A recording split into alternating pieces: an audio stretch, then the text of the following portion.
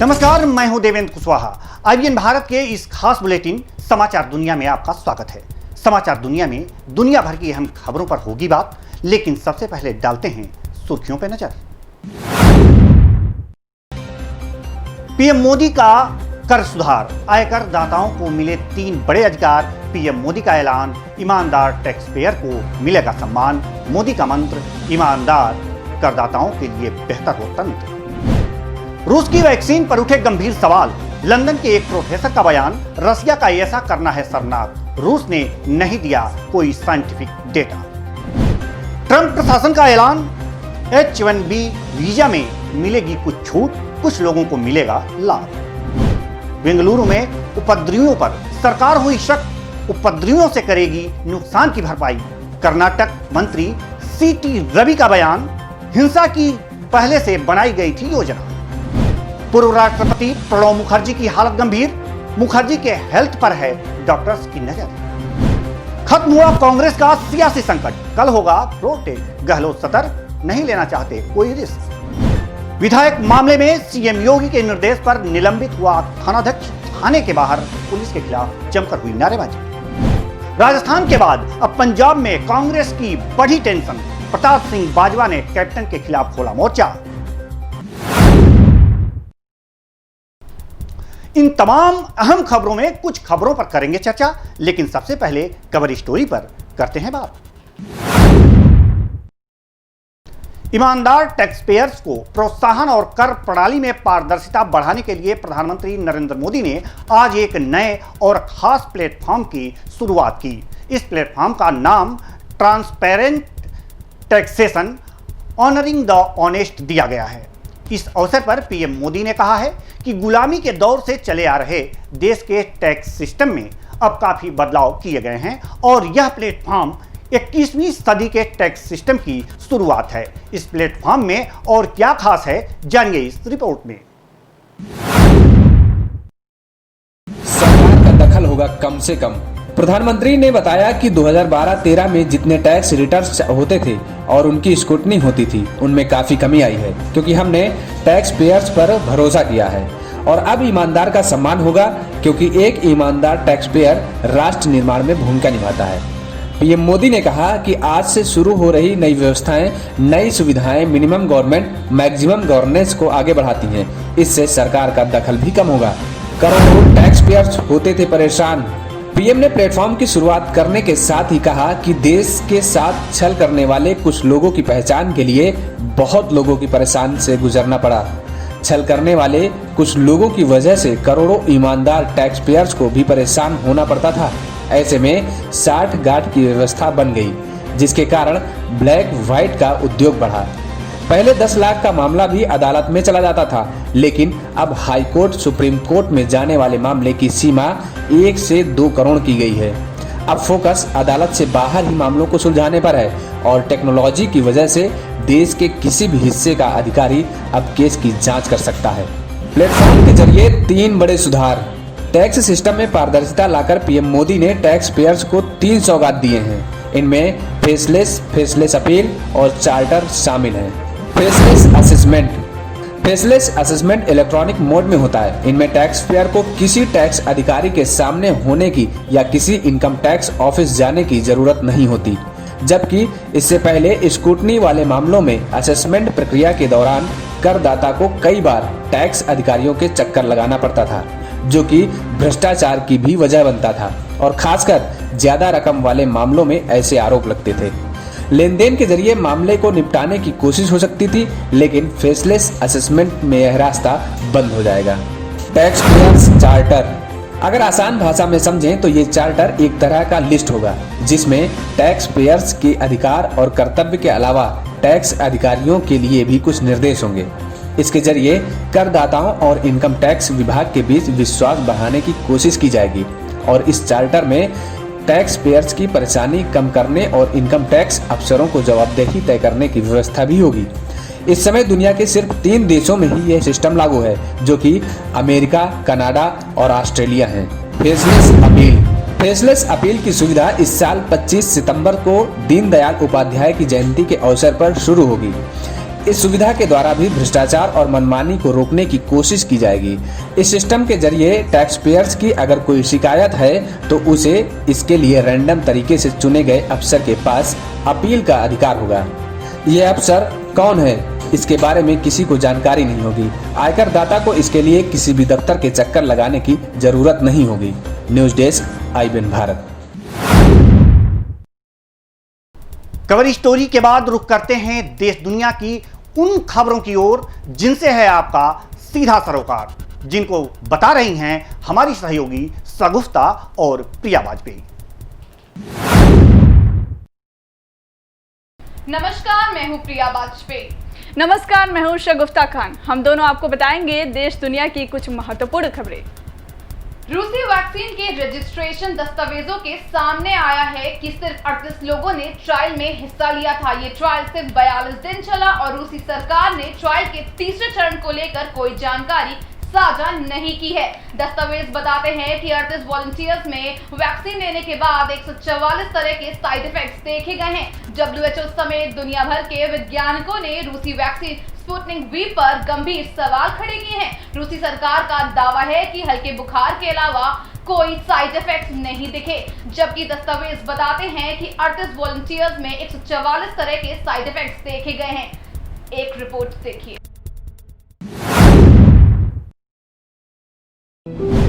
रूस की वैक्सीन पर उठे गंभीर सवाल।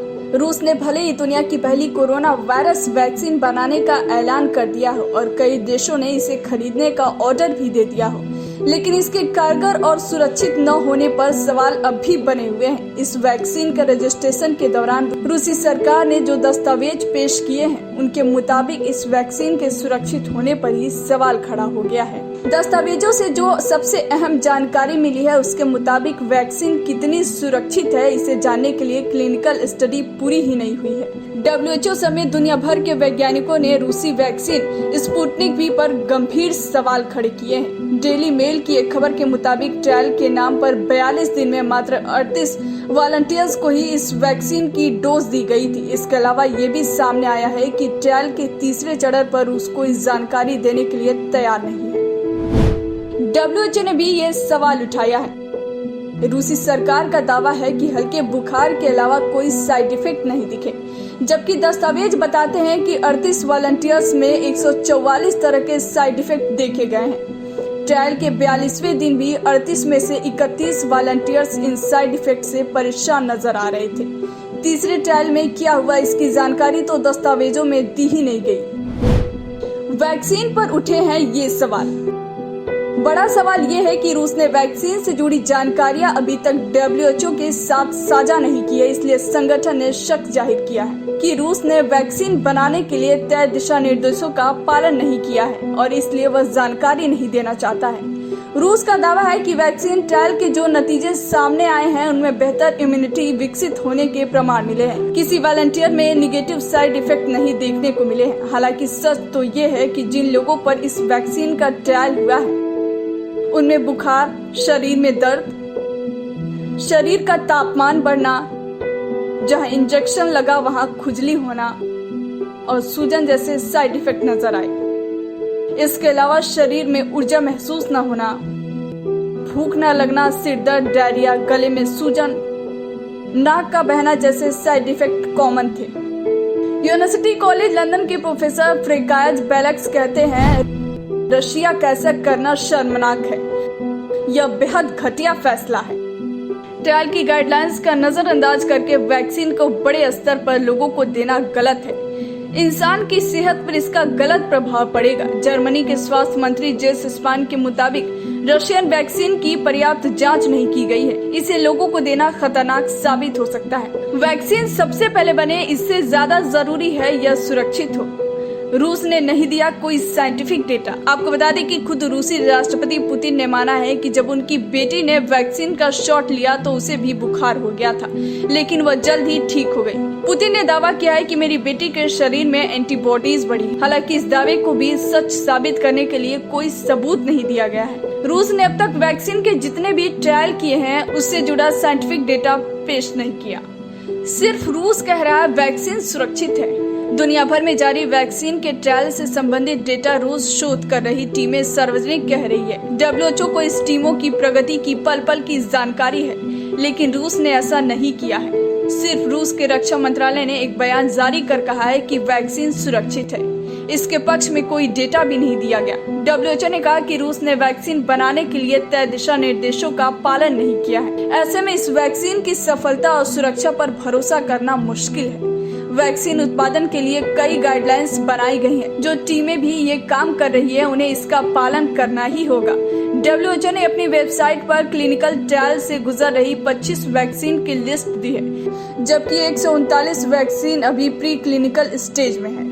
रूसी सरकार कह रही है ट्रायल में अब तक कोई साइड इफेक्ट नहीं दिखा, जबकि गामालिया नेशनल रिसर्च सेंटर ने कहा कि इससे बुखार आएगा और वह पैरासीटामोल लेने से ठीक हो जाएगा। तो वहीं रशियन न्यूज एजेंसी का दावा है कि वॉलंटियर्स के शरीर में दिखने वाले साइड इफेक्ट की लिस्ट लंबी है। दस्तावेजों के मुताबिक 38 वॉलंटियर्स में 144 तरह के साइड इफेक्ट देखे गए हैं। ट्रायल के 42वें दिन भी 38 में से 31 वॉलंटियर्स इन साइड इफेक्ट से जूझ रहे हैं। इससे 27 तरह के साइड इफेक्ट ऐसे भी हैं जिन पर बात ही नहीं की गई। 22 जून को अमेरिकी राष्ट्रपति डोनाल्ड ट्रंप ने इस साल के लिए H-1B वीजा निलंबित करने की घोषणा की थी। इससे भारत समेत दुनिया के IT प्रोफेशनल बड़े झटके के तौर पर देखा जा रहा था। हालांकि अब ट्रंप प्रशासन ने H-1B वीजा के नियमों में कुछ छूट दी है।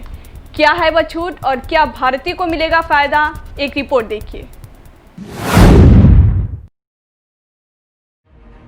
ट्रंप प्रशासन ने H-1B वीजा के कुछ नियमों में ढील देने का ऐलान किया है। इस फैसले से H-1B वीजा धारकों को अमेरिका में प्रवेश करने की अनुमति मिल सकेगी। खासतौर से उन लोगों को इससे फायदा मिलेगा जो वीजा प्रतिबंध की वजह से नौकरी छोड़कर गए थे। अगर वो उन्हीं नौकरियों में वापस आते हैं तो इस छूट का फायदा मिल सकता है। अमेरिकी विदेश मंत्रालय के सलाहकार ने कहा कि इनमें प्राइमरी वीजा धारक की पत्नी और बच्चों को भी उनके साथ यात्रा की अनुमति दी जाएगी। अमेरिका के स्टेट डिपार्टमेंट के सलाहकार ने बताया, जो भी आवेदक अमेरिका में अपनी कंपनी में नौकरी के लिए अपील करेंगे तो H-1B वीजा की कुछ शर्तों में राहत की वजह से उन्हें इसका फायदा मिल सकता है। किन लोगों को मिलेगी अनुमति? तकनीकी विशेषज्ञों, वरिष्ठ स्तरीय प्रबंधकों, H-1B वीजा रखने वाले अन्य कर्मियों, कोविड-19 महामारी से बचाव पर काम कर रहे कर्मी। अमेरिका में कोरोना संकट से हालात बेहद गंभीर बने हुए हैं। ऐसे में अमेरिकी सरकार ने H-1B वीजा को लेकर बड़ा फैसला लिया है। H-1B वीजा एक गैर प्रवासी वीजा है। अमेरिका में कार्यरत कंपनियों को ये वीजा ऐसे कुशल कर्मचारियों को रखने के लिए दिया जाता है जिनकी वहाँ कमी होती है। इस वीजा की वैलिडिटी 6 साल की होती है। अमेरिकी कंपनियों के डिमांड की वजह से भारतीय IT प्रोफेशनल को H-1B वीजा सबसे अधिक मिलता है। कर्नाटक की राजधानी बैंगलोर में मंगलवार रात कांग्रेस विधायक श्रीनिवासन मूर्ति के भतीजे द्वारा कथित रूप से भड़काऊ सोशल मीडिया पोस्ट लिखने के बाद हिंसा भड़क गई। इस पोस्ट के बाद हालात इस कदर बिगड़ गए कि पुलिस को इसे काबू करने के लिए फायरिंग करने पर मजबूर होना पड़ा। देखिए एक रिपोर्ट। बैंगलोर हिंसा में पुलिस फायरिंग में 3 लोगों की मौत हो गई, वहीं अन्य शख्स घायल हो गया जिसे अस्पताल में इलाज के लिए भर्ती कराया गया। इसी हिंसा में 50 से अधिक पुलिसकर्मी भी घायल हुए हैं। ये पूरी घटना शहर के DJ हिली और KG हिली इलाके की है। फिलहाल किसी भी अप्रिय घटना से बचने के लिए पुलिस ने इलाके में कर्फ्यू लगा दिया है। वहीं राजधानी बैंगलोर में धारा 144 लगा दी गई है। हिंसा के बाद अब कर्नाटक के गृह मंत्री का भी बयान सामने आया है। उन्होंने कहा है कि सुप्रीम कोर्ट की ओर से सभी राज्यों को दिए गए निर्देशों के मुताबिक हिंसा से जहां सार्वजनिक क्षति हुई हो इसे उन्हीं व्यक्तियों से वसूला जाना है जिन्होंने घटना को अंजाम दिया है। हम उन व्यक्तियों की पहचान कर रहे हैं और नुकसान का आकलन कर रहे हैं। साजिश का जल्द खुलासा होगा। मेरा काम सही दोषियों को ढूंढना है और उन्हें सजा दी जाएगी। दूसरी ओर बेंगलोर हिंसा पर कर्नाटक मंत्री सीटी रवि का बयान सामने आया है। उन्होंने कहा है कि हिंसा की पहले से योजना बनाई गई थी। संपत्ति के नुकसान के लिए पेट्रोल बम और पत्थरों का इस्तेमाल किया गया था। करीब 300 से ज्यादा वाहन जला दिए गए हैं। हमारे पास कुछ लोगों का नाम है, लेकिन जांच के बाद पुष्टि हो सकती है। उपद्रवियों से उत्तर प्रदेश में जैसे संपत्ति की वसूली की गई थी वैसे ही हम करेंगे। Special desk IBN Bharat. Facebook में एक पोस्ट आने के बाद 1 घंटे के अंदर हजारों लोग इकट्ठे हुई और फायर लगा दिए।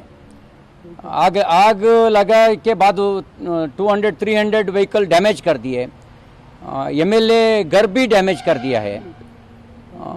पूरा डैमेज कर दिया है। इसके पीछे दंगा करने का प्लान करके वे लोग आए हैं। Will take serious action. Some people they think they are behind above the law. That type of mentality we will curb them. Sir, government ये कह रही थी कि आपके जो पार्टी के नेता BL शंकर ये कह रहे हैं कि इतने सालों से जो कांग्रेस पार्टी है वो क्यों चुप है। कांग्रेस पार्टी वे लोगों को अपीजमेंट करते रहता थे। उनके वोट बैंक है। इसके लिए वे लोग क्या करते रहता थे, उनके मदद करके इस तरफ से इंसिडेंट अभी हुई है। ये पहले इंसिडेंट नहीं है। CAA के प्रोटेस्ट के इशू लेकर के मंगलूर में दंगा कर दिए। कल रात बेंगलुरु में दंगा कर दिया है। ये ऑर्गेनाइज्ड इंसिडेंट है। It was not an isolated incident. It is very organized. पूर्व राष्ट्रपति प्रणब मुखर्जी पिछले 2 दिनों से वेंटिलेटर सपोर्ट पर हैं। उन्हें नई दिल्ली में आर्मी रिसर्च एंड रेफरल अस्पताल में भर्ती कराया गया है। 84 साल के प्रणब मुखर्जी सोमवार को अपने बाथरूम में फिसल गए थे, जिसके बाद उनके दिमाग में ब्लड क्लॉटिंग हो गई, जिसके बाद वो पिछले 3 दिनों से हॉस्पिटल में भर्ती हैं और लगातार डॉक्टर उनकी हेल्थ पर नजर रखे हैं।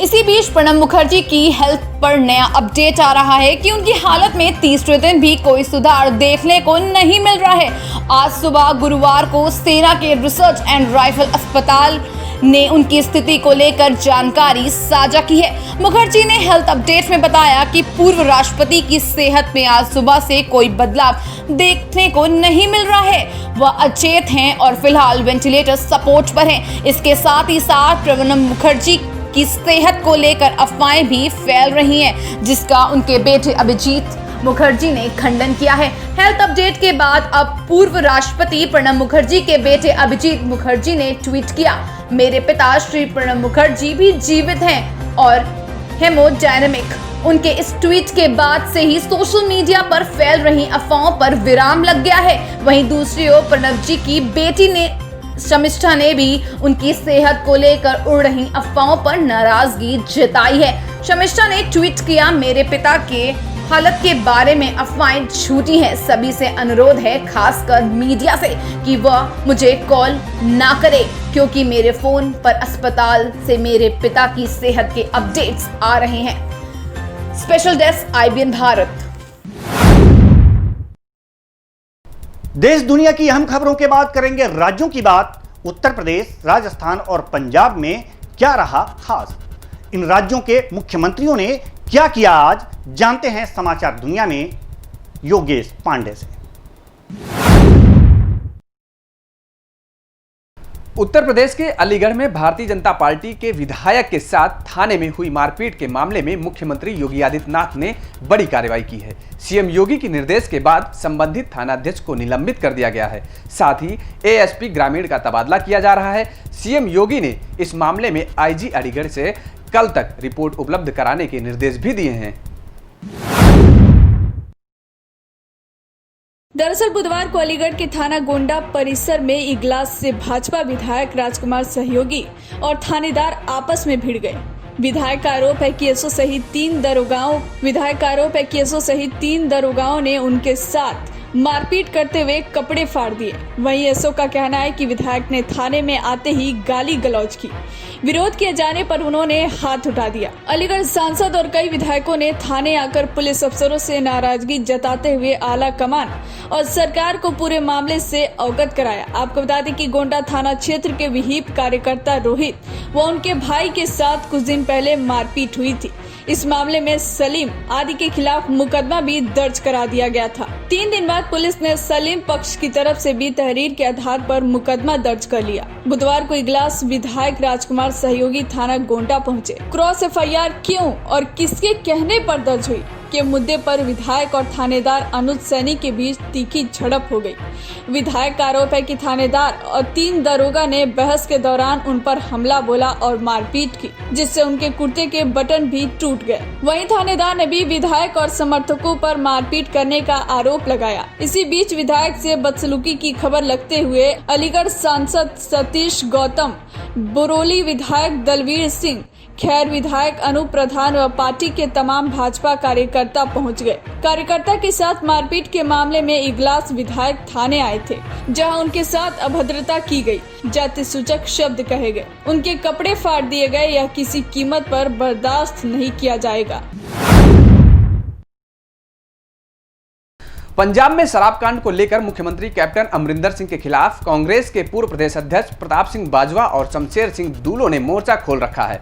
राजस्थान का मामला अभी पूरी तरह से शांत भी नहीं हुआ था कि कांग्रेस हाईकमान के लिए पंजाब नया सरदर्द बनता जा रहा है। देखिए ये रिपोर्ट और जानिए क्यों यह मामला अब कांग्रेस हाईकमान के लिए नया सरदर्द बनता जा रहा है। जहरीली शराब मामले को लेकर सांसद प्रताप बाजवा और शमशेर सिंह दूलो ने अपनी ही पार्टी की सरकार के खिलाफ उतर आए हैं। कांग्रेस के दोनों नेता शराब कांड की सीबीआई जांच की मांग को लेकर राज्यपाल के पास जाकर गुहार तक लगाई है। बाजवा का कहना है कि पंजाब में कांग्रेस को लोगों ने इसलिए वोट दिया था कि उसने नशा मुक्त पंजाब बनाने का वादा किया था, लेकिन अब 4 साल हो गए हैं और समस्या का समाधान होता नहीं दिख रहा है।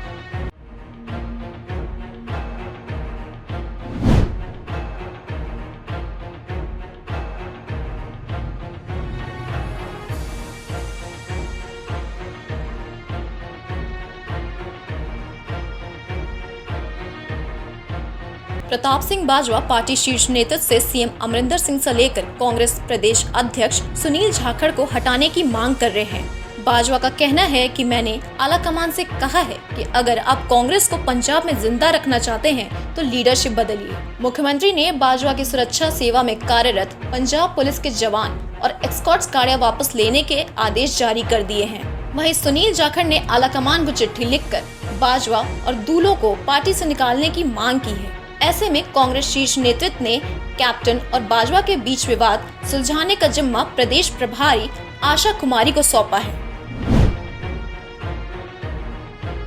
प्रताप सिंह बाजवा और कैप्टन अमरिंदर सिंह के बीच 36 के आंकड़े पहले से हैं। 2015 में जिस स्थिति का सामना बतौर प्रदेश प्रधान बाजवा को करना पड़ा था और वैसी स्थिति अब कैप्टन अमरिंदर सिंह और सुनील जाखड़ के सामने खड़ी है। पंजाब में चुनाव से ठीक पहले कांग्रेस के अंदर इस तरह के संकट हमेशा से खड़े होते रहे हैं।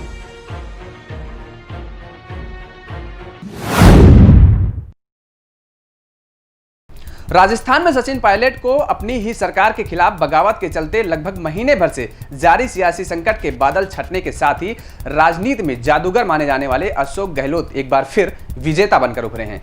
लेकिन अब अशोक गहलोत को आखिर किस बात का डर सता रहा है, जानिए इस रिपोर्ट में। राजस्थान कांग्रेस में सब कुछ ठीक नहीं। अपनी सरकार से ही रूठे सचिन पायलट के मान जाने से राजस्थान में जारी सियासी संकट भले ही टल गया हो, मगर बीते 2-3 दिनों से जो हालात दिखे हैं वह इस बात की ओर इशारा कर रहे हैं कि शायद अब भी सब कुछ ठीक नहीं हुआ है। कांग्रेस आलाकमान के हस्तक्षेप और पार्टी के भीतर सुलह होने के बाद करीब 1 महीने की बाड़ेबंदी के बाद मुख्यमंत्री अशोक गहलोत और सचिन पायलट खेमे के विधायक आखिरकार जयपुर लौट आए हैं। हालांकि अशोक गहलोत गुट के विधायक जयपुर आने के बाद भी बाड़ाबंदी में ही हैं, मगर सचिन पायलट खेमे के विधायकों के साथ ऐसा कुछ नहीं है। इसके पीछे की वजह अशोक गहलोत का डर बताया जा रहा है। अशोक गहलोत नहीं लेना चाहते कोई रिस्क। राजस्थान में पिछले कुछ समय से जिस तरह से सियासी घटनाक्रम देखने को मिले, अशोक गहलोत उससे पूरी तरह वाकिफ हैं और वह अपने विधायकों के बाड़ाबंदी से आजाद कर अंतिम समय में कोई रिस्क नहीं लेना चाहते हैं। इसकी वजह यह है कि कल यानी 14 अगस्त से राजस्थान विधानसभा का सत्र शुरू होने वाला है और जब तक फ्लोर टेस्ट का समय नहीं आता तब तक ऐसी उम्मीद जताई जा रही है कि गहलोत खेमे के विधायक होटल में ही रहेंगे। राजनीतिक पंडितों की माने तो गहलोत खेमे के विधायकों को अभी 1 सप्ताह तक और होटल में रहना पड़ सकता है, जबकि सचिन पायलट और उनके समर्थक विधायकों की वापसी के बाद मुख्यमंत्री अशोक गहलोत सरकार के पास पूर्ण बहुमत है। बावजूद इसके मुख्यमंत्री अशोक गहलोत शुक्रवार से शुरू होने वाले विधानसभा सत्र में विश्वास मत हासिल करना चाहेंगे और कोई रिस्क नहीं लेना चाहेंगे। नाराजगी बरकरार। दरअसल राजस्थान में विवाद सुलझ गया है, मगर नाराजगी अभी भी बरकरार है। बगावत करने वाले विधायकों की वापसी के बाद गहलोत गुट के विधायक नाराज हैं। इन विधायकों की मांग है कि बागी विधायकों को सरकार और संगठन में कम से कम 6 माह तक कोई पद नहीं दिया जाए। संकट के वक्त पार्टी में निष्ठा रखने वाले विधायकों के हितों के साथ कोई समझौता नहीं किया जाए। नाराजगी की वजह। कांग्रेस ने भले ही स्पष्ट कर दिया हो कि अशोक गहलोत और सचिन पायलट के बीच अब सब ठीक हो गया है, मगर नाराजगी अब भी बरकरार है। इसकी वजह यह है कि सचिन पायलट को मनाए 2 से 3 दिन हो गए, मगर सचिन गहलोत के बीच ना तो अब तक कोई मुलाकात हुई और ना ही कोई बात। और हैरानी की बात इसलिए भी है क्योंकि फिलहाल दोनों जयपुर में ही हैं। हालांकि उम्मीद जताई जा रही है कि विधानसभा सत्र शुरू होने से पहले दोनों नेताओं के बीच मुलाकात हो सकती है। गौरतलब है कि बीते दिनों राजस्थान में सियासी संकट आने पर अशोक गहलोत खेमे के विधायकों को होटल फेयरमाउंट में ठहराया गया था। उसके बाद खरीद फरोख्त के डर से इन विधायकों को जैसलमेर के होटल सूर्यगढ़ में शिफ्ट किया गया। वहां करीब 12 दिन तक बाड़ाबंदी में रहने के बाद बुधवार को विशेष विमान से जैसलमेर से जयपुर शिफ्ट किया गया, जहां उन्हें फिर से होटल फेयरमाउंट में ठहरा दिया गया है। News desk IBN Bharat. देश दुनिया और राज्य की खबरों के बाद एक दुखद खबर पर डालते हैं नजर। कांग्रेस के सीनियर प्रवक्ता राजीव त्यागी का हार्ट अटैक से निधन हो गया। उनके इस अचानक निधन ने सभी को स्तब्ध कर दिया। वो एक न्यूज चैनल पर डिबेट कर रहे थे। उनके निधन से राजनीतिक गलियारे में शोक की लहर है। राजीव त्यागी की पहचान एक तेज तर्रार प्रवक्ता के तौर पर थी। आइए जानते हैं राजीव त्यागी के बारे में, उनके प्रारंभिक जीवन और उनके राजनीतिक सफर के बारे में। समाचार दुनिया में आज के लिए बस इतना ही। मुझे दीजिए इजाजत। नमस्कार।